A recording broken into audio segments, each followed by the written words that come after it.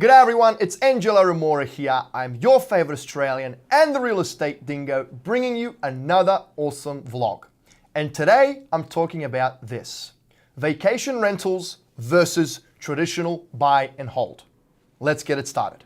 So guys, over my years in real estate, I have been involved in various businesses, various transactions. I've tried my hand in a lot of things. Right now, my bread and butter business is a turnkey company where we sell a lot of properties to investors that will buy and hold. I also own 3 properties in the Bahamas, and I also have a property in Japan and Croatia. So I'm kind of pretty well versed in, different economies, different real estate markets, different asset classes from an investment standpoint, and also from running a company, numerous companies in fact. I'm not trying to blow wind up my butt here. Just a little intro to this video, just so you guys know that I'm credible in what I'm about to tell you. So look, experience has led me to believe that vacation rentals per se is just going to be a little bit too much of a headache. Okay. Now I know of a lot of folks that will do that as their full-time passive income stream.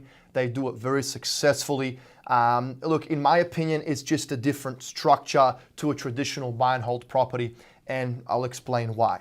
You're probably going to have to spend more money to acquire a property in a more desirable type holiday location. It might be somewhere in the mountains where it's got district views of the mountains in a great ski location, or it's going to be somewhere in the Caribbean or in Florida where it's warm, where the weather is great, where you're close to the beach, you're close to the water, and there's just that kind of holiday vibe. Okay, usually guys, these properties do not come at a discount. You have to pay a premium for such a property, and not just that. If you are going to do a vacation rental or a short-term rental, you're probably going to have to furnish it. Okay, so that's one thing that's associated with owning a vacation rental.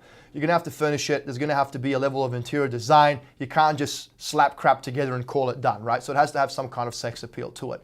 Another thing too is the turnover is going to be much higher, meaning you're going to have folks that might want to rent it out for one night or for 3 nights or for 5 nights or for 2 weeks or whatever it may be.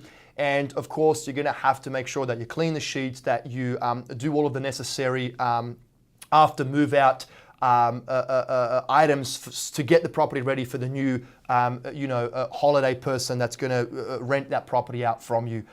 Get it all ready for them, right? So there's a lot of hassle associated with that. I also think that it's very seasonal. Meaning, if you're in the Bahamas, for example, you're probably not going to get too many folks wanting to rent your property out during hurricane season, which is, I believe, from August to like November or whatever. Don't quote me on that.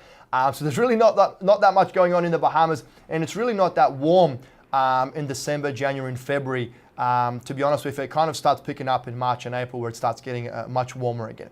So look, those are kind of, I guess, my thoughts in regards to vacation rentals. I think that we all invest in real estate to make it as passive as possible. Okay, so you collect your monthly check and you don't really have to worry about it. I think that vacation rentals, although on paper they might offer a higher cash flow return than a traditional buy and hold single family home somewhere here in the Midwest, I do believe that it comes with more hassles associated with it. I guess the perk there is you can go on holiday there whenever you want because it's your property. I own real estate in the Bahamas, and I've actually rented it out to long-term tenants, believe it or not, even though I have a canal front condo there and a golf course front condo, and I just prefer long-term tenants. Why? Quite simple, guys. It's consistent. It's boring. I like things boring. I don't want hassle. I don't want to constantly, hear from someone that's staying there for 2 nights, 3 nights and complaining about something because it doesn't meet their specific, poshy expectations. So yeah, look, I think that you're better off going with a traditional buy and hold property. You get a long-term tenant. They tend to pay on time. And you're just going to have less hands-on involvement with a traditional buy and hold property. Okay, so guys, that's pretty much it. I've got nothing else to tell you except that. Look, I know there's a lot of you guys that do own vacation rentals. I'd love to hear from you. Please comment below. Let me know how you make it passive, or is it passive, or how hands-on do you have to be? Where do you own properties that are vacation rentals? And of course, all of you buy and hold investors out there, I'd love to hear from you too. Have you thought about buying properties and using it as a vacation rental? Let me know your thoughts. I'd love to hear from you. So guys, that's pretty much it. I'm Angelo Remora. I'm your favorite Australian and the real estate dingo. You guys have a great day.